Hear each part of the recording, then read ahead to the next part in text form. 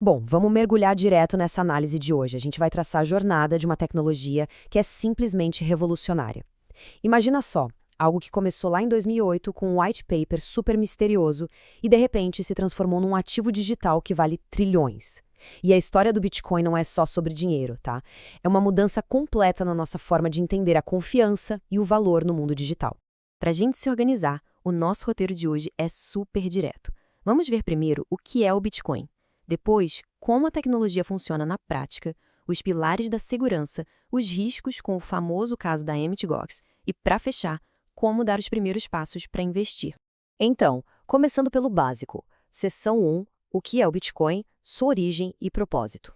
O grande X da questão aqui é que esse sistema foi criado para uma coisa muito específica: permitir transações financeiras direto de uma pessoa para outra, o famoso ponta a ponta, ou peer-to-peer. Sem precisar de banco, sem depender de governo, é a descentralização na sua forma mais pura.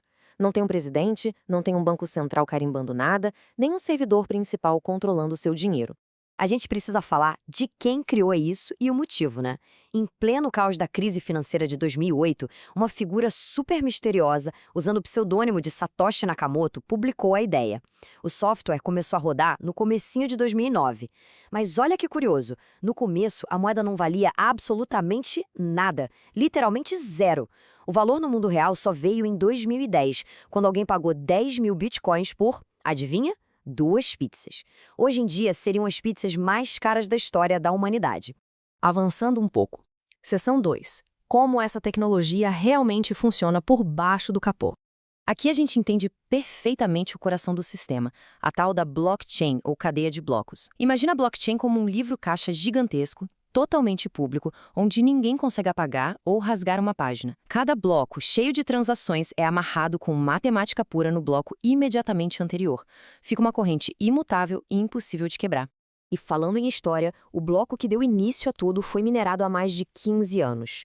Ele é conhecido como o bloco Gênesis, ou bloco zero. Ele marca o momento exato em que a rede nasceu, liberando a primeiríssima recompensa de 50 bitcoins. Antes dele não existia nada. Foi literalmente o pontapé inicial de toda essa nova era do dinheiro digital. Mas como uma transação acontece na prática?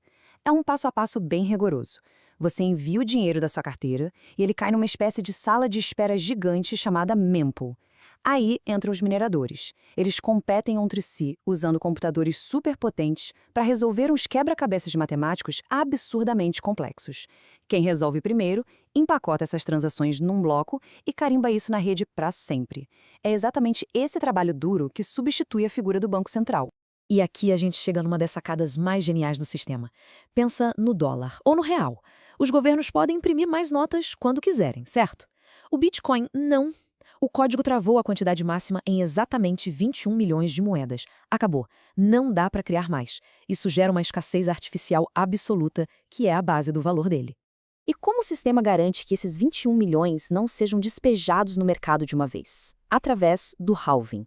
É um evento programado que corta a recompensa dos mineradores pela metade a cada 4 anos. O último foi agora, em 2024, derrubando a recompensa para pouco mais de 3 moedas por bloco. Historicamente, esse freio na oferta é o grande motor que dita os ciclos de alta do mercado. Indo para a seção 3, a segurança da rede e os pilares da confiança. Mas afinal, é seguro? Bom, em mais de 15 anos, a rede principal do Bitcoin nunca, repito, nunca foi hackeada. E isso se apoia em 3 pilares firmes. Primeiro, a criptografia de ponta, que garante que o dinheiro é seu. Segundo, a descentralização, que espalha a rede pelo mundo todo, então não tem um alvo central para atacar. E terceiro, a prova de trabalho, ou Proof of Work. Exige tanta energia e poder de processamento que inviabiliza completamente qualquer tentativa de fraude ou de gastar a mesma moeda 2 vezes. E rola um equilíbrio muito interessante aqui, porque a rede é totalmente transparente, ou seja, todo mundo pode auditar e ver as transações acontecendo ao vivo, mas a privacidade está segura.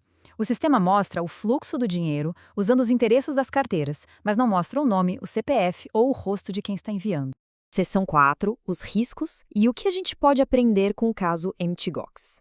Claro que temos que falar dos riscos, porque a história desse mercado nem sempre é bonita. Em 2014, a gente teve o colapso da corretora Mt. Gox. Essa plataforma foi invadida por hackers e perdeu absurdos 850 mil bitcoins. Para você ter uma ideia, isso hoje valeria dezenas de bilhões de dólares. Foi um verdadeiro desastre que deixou muita gente num limbo jurídico por anos. Mas olha a diferença crucial. A falha aí não foi da rede Bitcoin de forma alguma. A rede continuou funcionando perfeitamente. A vulnerabilidade estava na corretora, que era uma plataforma centralizada de terceiros que administrava as senhas dos clientes. E é exatamente daí que vem a regra de ouro número 1 desse mercado. Se as chaves não são suas, as moedas não são suas. E, finalmente, seção 5. Como começar a investir, passando da teoria para a prática.